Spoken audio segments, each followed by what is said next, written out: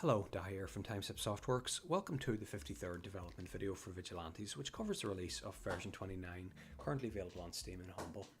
Version 29 is the single largest content and balance update in Vigilantes development history, so with the exception of the game's ending and a couple of other odds and ends, Vigilantes is now complete. Release is still on schedule for the first half of October 2018, and starting off with the content, around 20 items have been added in this update.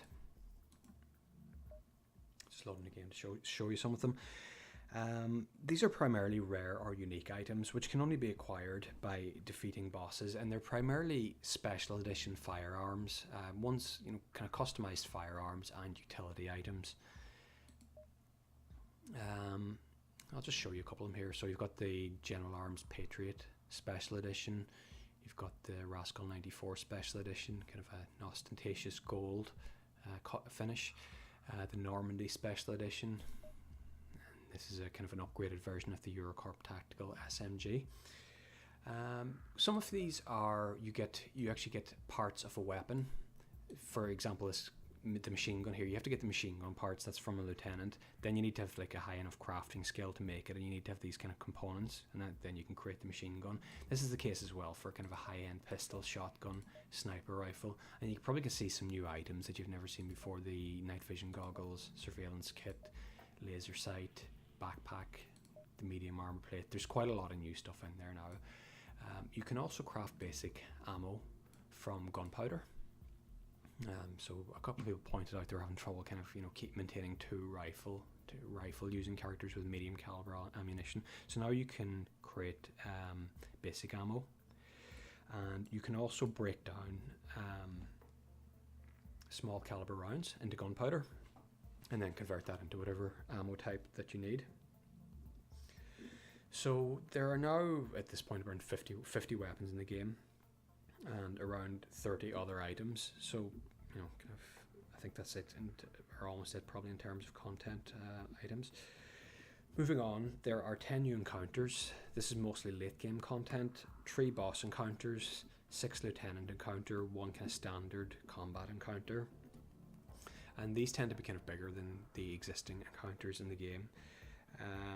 In some cases you can actually challenge the lieutenant to a duel, so you can take them on one-on-one, and if you beat them, obviously you've taken out the most difficult character, and their retinue is going to suffer from the Ronin status effect, so it gives you a pretty big advantage, assuming of course you can beat them. They're pretty tough. I've also added a number of diary entries and newspaper articles. This is just to help to fill out the story. Now the newspaper articles also serve the purpose of revealing the location of allies. So when you get a newspaper article kind of on a timed basis, it will show you a number of possible ally pins on tiles. So you need to run surveillance on them. When you get the right one, it will bring you into the ally encounter. Let's see. So I think collectively, all these things, the encounters, the newspaper articles, the diary entries, it's probably about an extra 8,000 words added to the game. Achievements have also been added, so you can start unlocking them at this point. There are also 2 new perks. I think they're almost 65 at this point. One of them increases your action points by 1. The other perk reduces the throw cost of explosives by 1. Moving on to balancing. Balancing will be the kind of second key focus of this update. Now I've improved the loot quality and the quality of the items that you'll have in the early game. This is kind of a bit of a problem because you could pretty much never get good items out of post-mission looting. You can now. The way it works is there's 3 difficulties of loot container. Now this is not the paid kind, you just get them at the end of combat. On the easy one, the existing item tier is -1, so you're not going to get anything good out of that. But on the hard one, the quality of the item is +1. So and quite a few times in my playthrough I've actually got items that were kind of superior to what I already had. That's something that was kind of missing from the game before. The shop will level up more quickly at the start as well, so this will kind of improve the quality of equipment in the early game. And I've balanced kind of weapons, ranged and melee.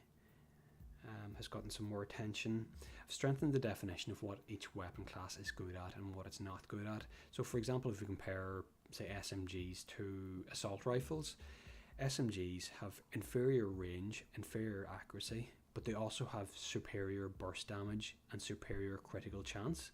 Assault rifles, they've better range, they've better standard damage, but they've lower critical hit. So each of these weapons now kind of has a more strongly defined role and a more strongly defined optimal way in which it should be used. Reduce the utility requirements per utility slot to 3. So now you can have up to 5 utility items, assuming you want to invest the points in it. So you get one at 3, 6, 9, 12, 15.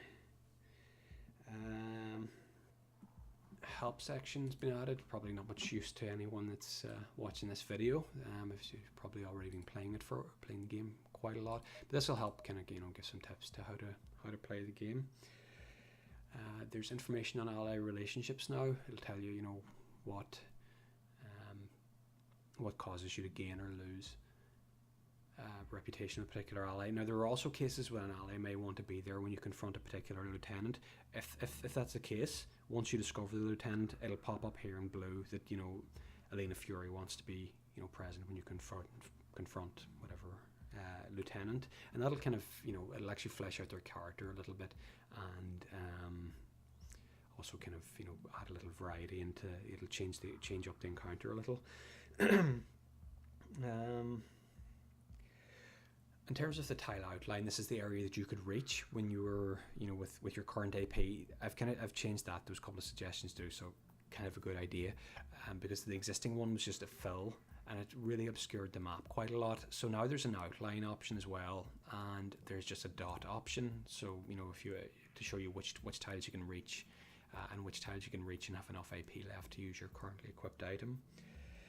Auto end character turn. It previously just worked on movement. Now it works on everything.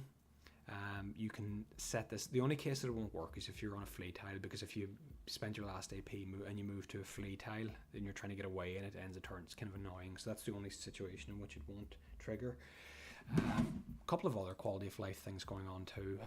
You can see this kind of bar with all the character portraits here and in the inventory. Just allows you to more quickly jump between them. After that, there's been quite a lot of other stuff in the update, but I just won't go through it all. That's the kind of key points covered. After that, it's been down to bug fixes and things like typos and bugs. So thanks for reporting those things so they could be fixed. I appreciate it. And thanks very much for your patience as well, because I know this development's kind of going on much longer than anticipated. I hope it's going to be worthwhile for you for the wait. But we're nearly there at this point. And thank you for watching, and I'll keep you posted on the next update.